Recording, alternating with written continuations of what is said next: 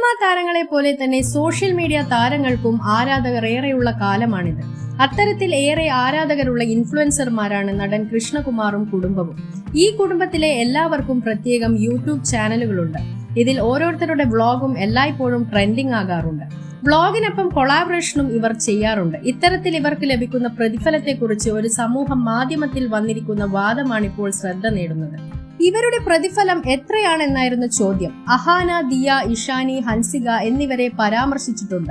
2020 ദിയ ഒരു പോസ്റ്റിന് 40,000 രൂപയും സ്റ്റോറിക്ക് 20,000 രൂപയും ഒരു റീലിന് 1,00,000 രൂപയുമാണ് വാങ്ങിയിരുന്നത്.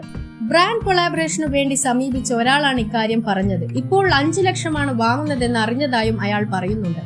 അഹാന 10 ലക്ഷമാണ് പ്രൊമോഷൻ റീലുകൾക്ക് വാങ്ങുന്നതെന്നും ചിലർ വാദിച്ചു.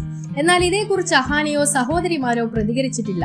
വൻ തുകയാണ് ഇവർ യൂട്യൂബിലൂടെയും പ്രൊമോഷനുകളിലൂടെയും നേടുന്നതെന്ന കാര്യം വ്യക്തമാണ്. സോഷ്യൽ മീഡിയയ്ക്ക് പുറമെ ബിസിനസ് കൂടി ഉള്ളതിനാൽ കൂട്ടത്തിൽ സമ്പന്ന ദിയയാണോ എന്ന ചോദ്യവും ഉയരുന്നുണ്ട്. സാധാരണക്കാരുടെ വാർഷിക വരുമാനമാണ് ഇവർ മിനിറ്റുകൾ മാത്രമുള്ള റീലിലൂടെ സമ്പാദിക്കുന്നത്.